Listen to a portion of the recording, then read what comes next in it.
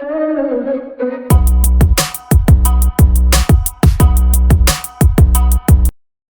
everyone, it's DC here. Today I'm talking with Hacksplained. How's it going, man? I'm doing great. Thanks for having me. How you doing? Thanks for coming on. Yeah, pretty good, man. Just enjoying the quarantine life at the moment, but they've just eased up the laws today in Australia. So we're now allowed to travel 50 kilometers from our house, and we can meet other people now, which is good. It's good for the mental health, I guess. So Exactly. No, it's actually the same for us over here as well. So it's right. getting the restrictions are less strict from, I guess, since yesterday. But yeah. Oh, nice. Let's see where we're going with that. Yeah, that's it. So anyway, what I wanted to ask you, or to have you on for, was to talk about your own YouTube channel. I came across it the other day. I saw it posted up in Twitter, as I'm sure a lot of other people have sort of, it seems like it's grown in traction a lot recently. So maybe what's a brief or an introduction to your YouTube channel, Hacksplained?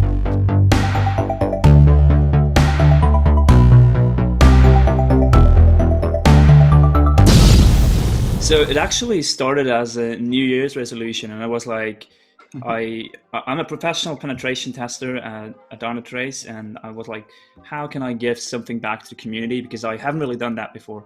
And so I thought, well, I would just produce 30 YouTube videos, and I started with Hacksplained by January 1st or something like that, and I had the setup ready by March, but no videos until then. And then I don't know, Corona actually came in, which gave me a lot of time. Yeah. And then I just said, well, let's do it. And I started mainly with recording hacking over G-Shop, which is a pretty awesome vulnerable web application out there by Pierre and Kiminik.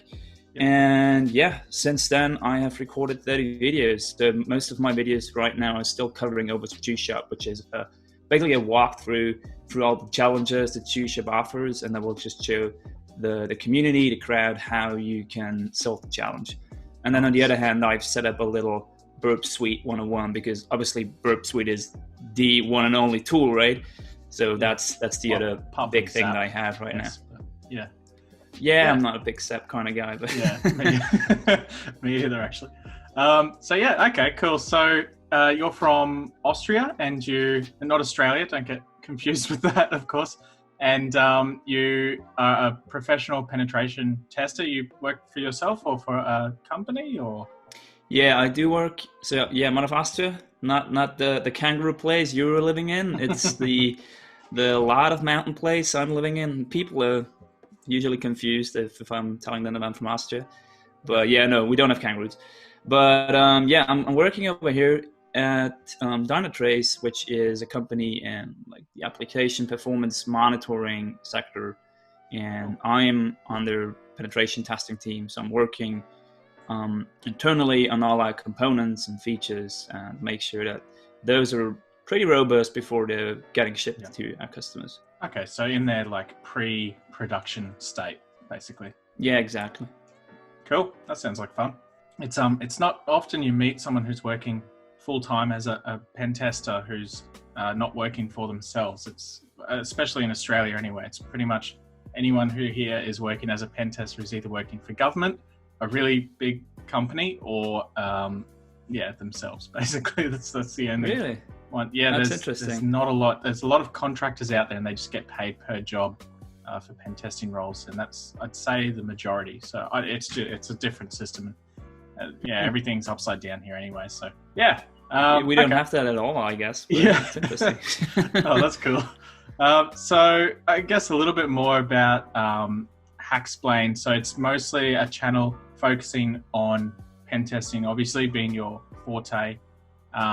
What's some new stuff that's potentially coming out from Hacksplained? Yeah, that's a solid question. I mean, I'm pretty new to the YouTube game, right? So I was asking around on Twitter, the InfoSec community, what they wanted to see, because I obviously want to do something and produce something which is of value to the people out there. And what I heard a lot of times by now is people want to have mobile stuff. So I'm thinking right now of producing like a a little playlist which brings you from having no mobile knowledge at all to have like a pretty good setup to test mobile apps. And I was thinking to start with Android and just walk the people through, set up your Android lab, download some interesting apps from whatever companies that are on Bugcrowd or HackerOne, Yep. and then find your first bug and maybe walk them through. Cool. That's a good idea. Yeah. I was actually just talking to someone just before this on my Discord server, and they're talking about that they don't know a lot about app pen testing, and they'd be interested to see that. So yeah, that's I'll definitely be pushing them your way to basically learn all about it. It sounds like a really interesting topic to cover. So for any new players wanting to get into pen testing, what's your advice for them? As like a broad topic as well, not any specific type of pen testing roles, just for anyone who's interested in becoming an ethical hacker or a pen tester. What's some advice that, I guess, if you were just getting into it, that you would like to hand down to people who are now getting into it? Yeah, well, I guess people gotta understand first what the difference is between, because a lot of times we're talking about bug bounty hunters, right? People going on HackerOne and trying to find whatever an access vulnerability, making $100. That is not a penetration tester. So I guess for a lot of people, that's something they still have to understand, that you are not a penetration tester if you have used, I don't know, certain XSS and SQL injection payloads before. There's so much more to it. Personally, I was going through university education, which helped me a ton. So we're having a course over here which just deals about cybersecurity, and I was going through that for 5 years. So I guess my first advice would be, if you're in a position that you can go to a course like that you can go to university and visit a course like that, then go for that, definitely. It also depends. It obviously depends on your age, but if you're like 18, 19, thinking about going to university, think about that. It's definitely worth going through 5 years of education. That's it. I always recommend that as well. A lot of people ask me, should I just do a bunch of certs and then get a job? And I usually say, based on employability, it's tricky to just get a job after doing some certifications, because they're going to want experience or a degree anyway, to be completely honest. So it's a bit of a deal breaker for some people, unfortunately. But it obviously always depends. Exactly, but it obviously also depends on where you are in your current situation, in current point of life, right? Like if you are, let's say, if you're a professional web developer and you started to get interested in cybersecurity and InfoSec, there is a pretty good chance you can make the shift, right? I mean, you know so much about web apps, and you can make use of that knowledge in cybersecurity. So for those people, for example, I would recommend something completely different. I mean, they shouldn't go to university and study cybersecurity because they are probably 30 or 35 at this point. So they can just start by looking at certifications, for example. And I think at that point it makes sense to have a look at them, because they give you a lot of knowledge in a pretty compact way. But then also just start trying out a couple of bugs and see if it's really something for you. About to make that exact same segue, which is if you are coming from like web app development and you want to become a maybe like a bug bounty hunter, it's a really good way to learn, and maybe not look at it as something you could potentially make money from, but maybe more of a learning experience to jump career paths. So it's exactly I think it's always a good route to take, or it's a possibility find out, at least. And find out first if you really like it. I mean, exactly. It sounds so. It's somehow, I don't even know what I should say, like mesmerizing. Is that the right word for it? If you think about all the bugs out there and all the money, people are super interested in the topic. But then once they start digging into it's a potential rabbit hole though as well. Exactly. You could spend so much time and get absolutely no, which is fine. You still have that learning experience, but yeah, it can be a little bit draining, I think. Exactly, and a lot of people getting overwhelmed with what they see and what they have to learn. But yeah, think about it. Take your time, start digging into the topic, and just try it out. It's a good, good advice. Have you done much sort of bug bounty work before, or is it more of a side hobby type thing for you? Yeah, I actually found my first bug on Bugcrowd 6 years ago. I just recently checked. Damn, nice. And yeah, I forgot what it was. It wasn't something really cool, but it was 6 years ago. I was at university. I was having the task of writing my bachelor's thesis, and I was actually writing it about bug bounty programs. Nice. And this is how I came in contact with those. And yeah, I found a couple of bugs, and then I don't know, my life somehow got into a different direction and I completely forgot about it. Yep. Nowadays, I am not spending too much time working on bug bounties because I'm doing the exact same thing as bug bounty hunters at work for like 40 hours a week. So once I get back home, I do not want to jump on the next HackerOne program. Yeah, fair enough. I totally understand that. Okay, that's enough of cybersecurity and pen testing. I'm going to go to random question time.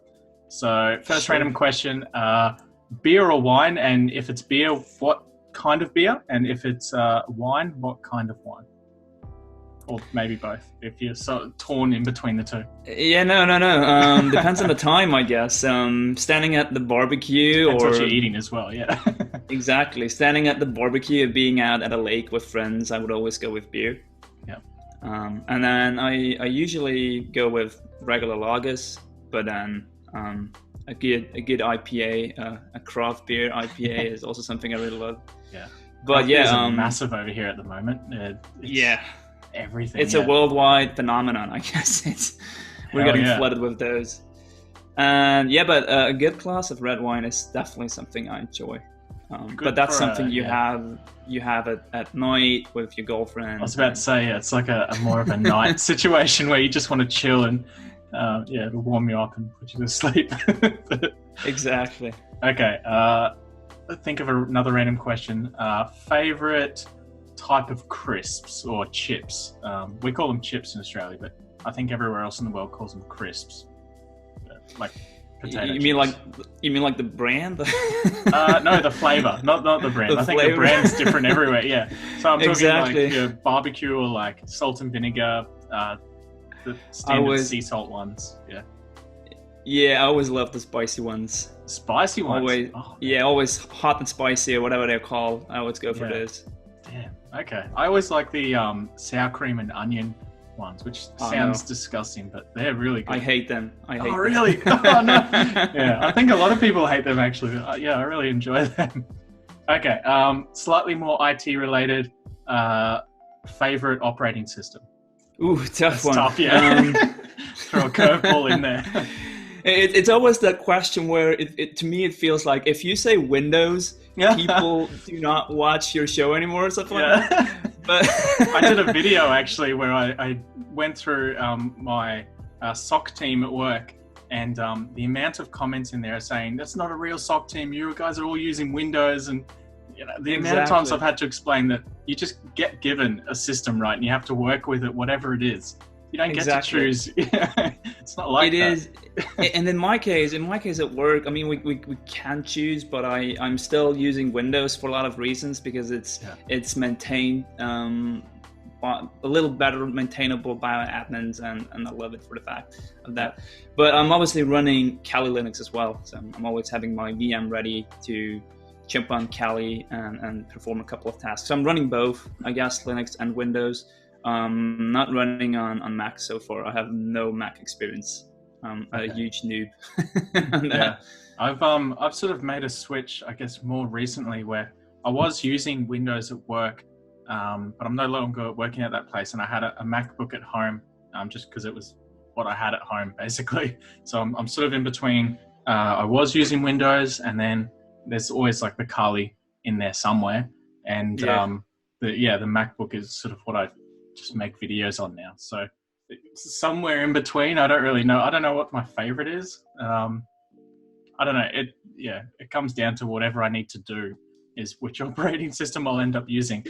But and now you have more of a hybrid situation anyway. If you think of the Linux subsystem for Windows, I mean, you just pop up your little Kali right over there. You don't even have to start the VM, and you just, I don't know, start your favorite hacking tools. It's really nice how it's working these days.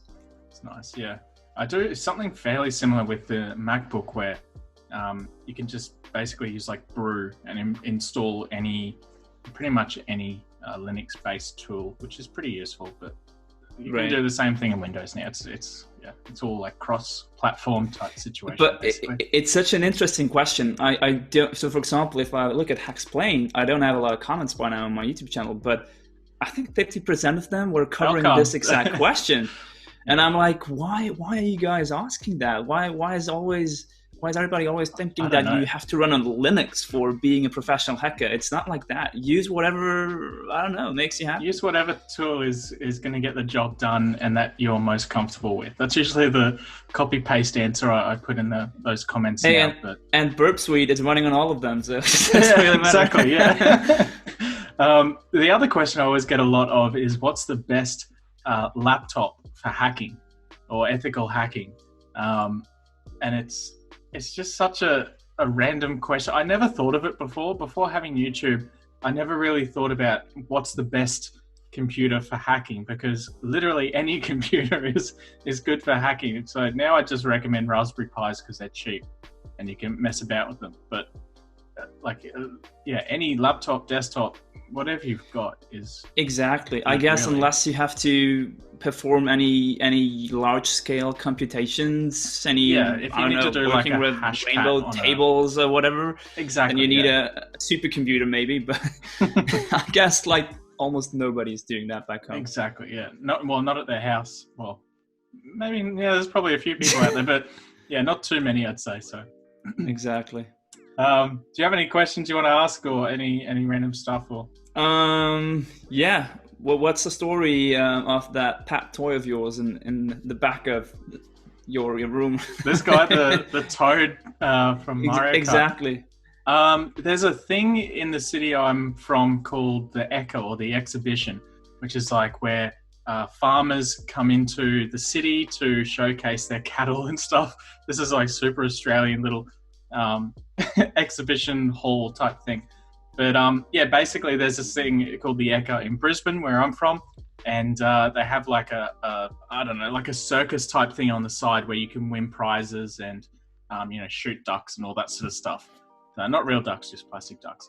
And I won that toy a few years ago, so it just sits in my lounge room. I've also got there's like a SpongeBob one over there and a bunny rabbit and all sorts of random things from that one thing. I've also got a Totoro toy, which I got that as a birthday present once, randomly. So I don't know. I just randomly. Well, it's nice to have them on the show, anyways. Yeah, I thought. I swapped out the giant bunny. I thought I'll put the toad in there to mix it up a bit from the other videos, so they don't look like I've just recorded every video on the same day. Cool. All right. Yeah. Well, I guess I'll wrap it up here. Thanks very much for coming on and having a quick chat about Hacksplained. I wish you all the best. For anyone who wants to follow you on social media, what's the handle or link, I guess, that they can find you on? Yeah, it's Hacksplained. So it's actually, the word hack, S, followed by an S, and then plain, as in, it's difficult to describe. Take the word Hacksplained. Yeah. Imagine mansplained, but change it with hack. Exactly. Yeah, Hacksplained. I'll put links in the description for everyone who wants to find you. But they should find it. You just Google it. It'll come up as like the first page of results. Exactly. And then so I do have, I don't know why I did this, but I do have my Hacksplained Twitter account, and I have my Persona Twitter account, which is Pascal Sec, as in my first name followed by SEZ. And you can find me on both those channels. Find me on YouTube. If you have any questions. Yeah, links in the description. Go give him a like, follow, comment, on all of his great content. There's lots of really good videos in there that are definitely worth watching, especially if you're coming up to doing like an OSCP or you just want to learn about pen testing. It's a great resource to have out there that's completely free. So for anyone who wants to jump over there, like I said, links in the description, you can go find him there. Thank you so much. That's all right. Yeah. But yeah. Anyway, that's it for today, guys. Thanks for watching. If you like this video, please give me a thumbs up, subscribe for more, and I'll see you on the next one.